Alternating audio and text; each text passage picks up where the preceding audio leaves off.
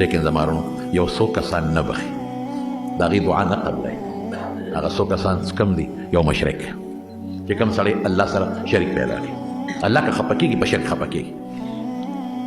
بعضې خلک د الله خاص صفتونه بنده له ثابتوي، دا شرک دی. بعضې خلک هغه څیزونه چې زما د اسبابو نه اوچت دي د بنده نه غواړي، دا شرک دی. یو دی چې زموږ د اسبابو لاندې څیزونه یې اوبه راوړه، ډوډۍ راوړه، جامه راوړه، دا خو موږ ته یو بل له ورکوو. علاج راله وکړه، یو دا چې ما جوړ کا علاج بنده کولی شي، جوړوالی بنده نشي کولی. ما له واده وکړه، واده دله بنده کولی شي. ما له زوی راکړه، زوی دله نشي درکولی. هغه څیزونه چې د بنده د اختیار نه بار دي، اوچت دي، هغې کې که د بنده نه سوال کې دا شرک دی، په دې الله خفه کېږي. یو مشرک خدای نه بخي، دعا یې نه قبلوي. ودرېږه بل هم درته وایم، یو مدمن خمر، هغه انسان چې همیشه شراب څکي، شرابي انسان. یو دا دی که یو انسان چې ته شراب څکلي، په قصې څکلي یا په تیر کې، او د توبه وباسي چې الله زما توبه را بیا به نه څکم، نه خیر شو، دا خیر توبه وایسته. لیکن که یو انسان د شرابو په نشه اخته، ولې دا نشه دونه خطرناک شی دی که نه چې یو ځل د استعمال کړه بیا د قسم دی که بچ کېدی شي، بیا به دې ډارېږي. زمارونو یو هغه انسان چې همیشه شراب څکي، مدمن خمر، توبه ترې نه وباسي، د دغه انسان خدای نه بخي په دې شپه، دغه دعا هم خدای نه قبلوي.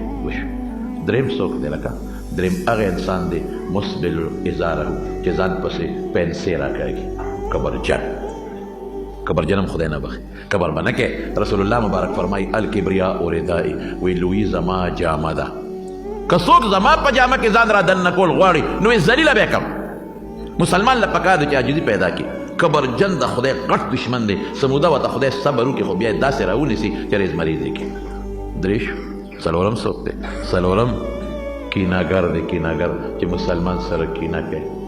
کینه پېژنئ؟ کینه دې ته وایي چې دا دې ښکلی دی، چې دا ولې ښکلی دی. د ده مال دی، دا مال یې ولې دی. د ده بچي دي، دا بچي ولې دي. د ده علم دی، دا علم یې ولې دی.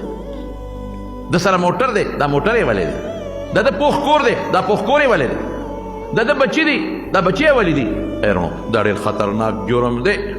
ځکه دا نعمتونه الله ورکړي دي، نو تا په خدای اعتراض وکړه چې خدای دا دې ولې ورکړي دي، او تا ته ځان د خدای نه پوی ښکاري چې زه د خدای نه زیات پویم، الله دا دې ولې ورکول، دا خو نو پکار، او خدای راته انصاف ښکاري. کینې نه دې خدای ساتي.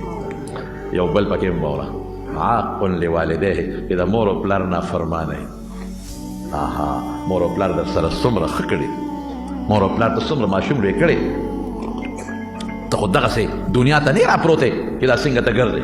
تا سره خو مور او پلار ډېرې خوارۍ کړي دي، ته خو یې په غېږ ګرځولی، ته خو یې ماشوم لوی کړی، تا له یو دسمات یې پاک کړی دی، تا له یې په اوړي کې یو شان جامې او په ژمي کې بل